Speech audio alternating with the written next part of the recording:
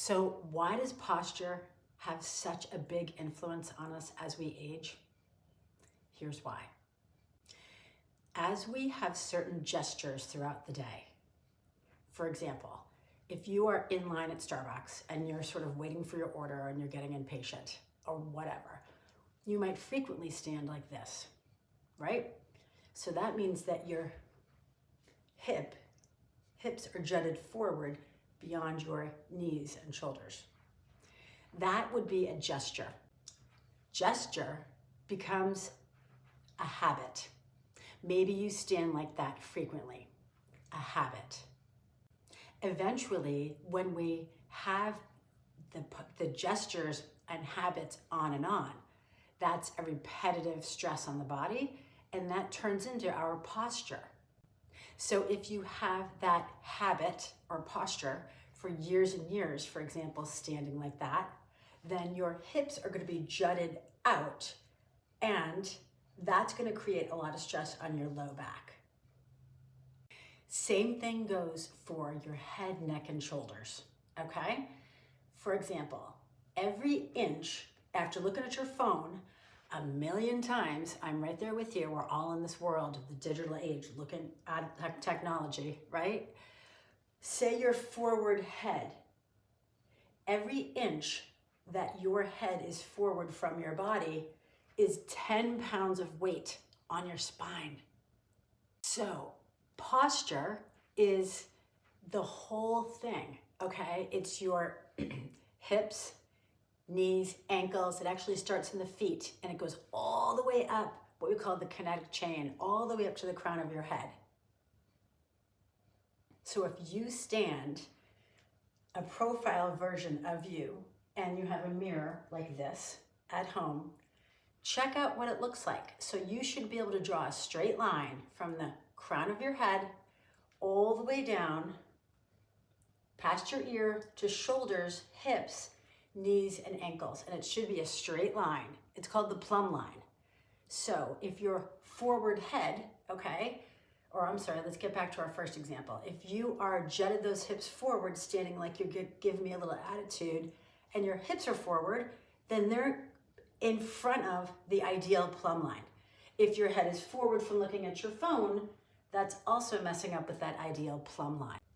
So eventually, because we have the gesture, habit, posture, it changes the structure of your body. It literally can move bones. Your muscles have memory. So everything you do over and over and over again, they remember to do. In other words, those muscles, if they're moving like this or moving like that, they're going to stay that way unless you strengthen the opposing muscle group and work on changing your posture so that you get back in line with the plumb line. Now, what can you do to enhance your stance, right?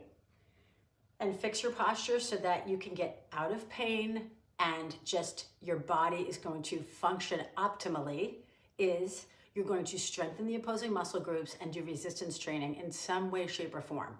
Build that core, of course, is a huge part of it. Pilates Reformer can absolutely fix your posture. No doubt about it. And it means a lot, and I'll tell you why. Next slide. If you don't fix your posture and work on your conditioning at midlife and beyond, or frankly, even after you're the age of 30 and beyond, you sometimes end up with some real issues. A lot of pain, for example.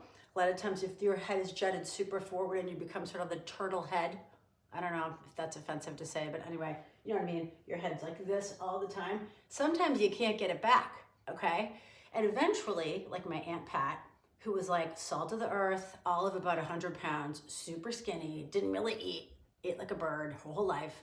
But she had like awful migraines for the last like 20 years of her life because she had this forward head thing going on and she couldn't fix it.